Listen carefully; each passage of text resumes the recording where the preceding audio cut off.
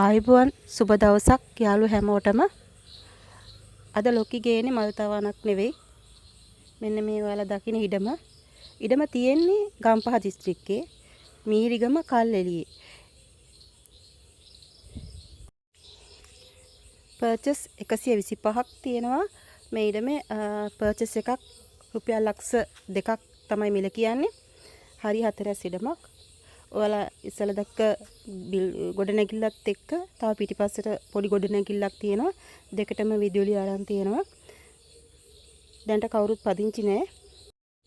මේ ස්ථානේ ඉඳන් විනාඩි 10ක් 15ක් අතර වේලාවක් ඇතුළත මීරිගම හයිවේ එකට ළඟා වෙන්න පුළුවන්.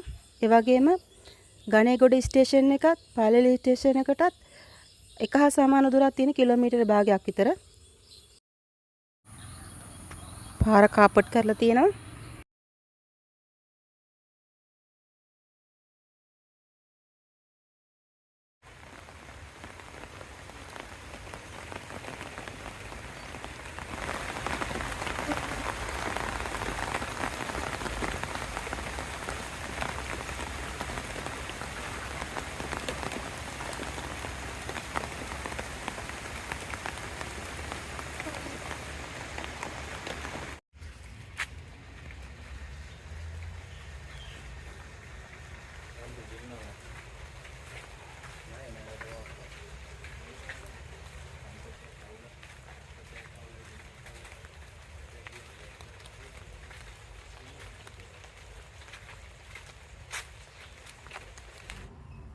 ඔයාලා මේ දකින්නේ මේ මම අනිත් කිව්ව ගොඩනැගිල්ල විදුලිය අරන් තියෙනවා.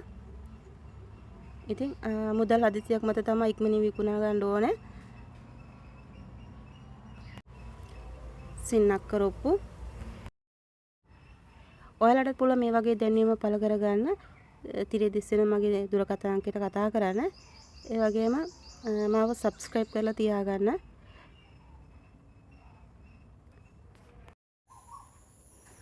අදට ඔයාලගෙන් සමු ගන්නවා. මේ වගේ වීඩියෝ එකකින් ආය හම්බ වෙමු. සුබ දවසක්. ජය වේවා.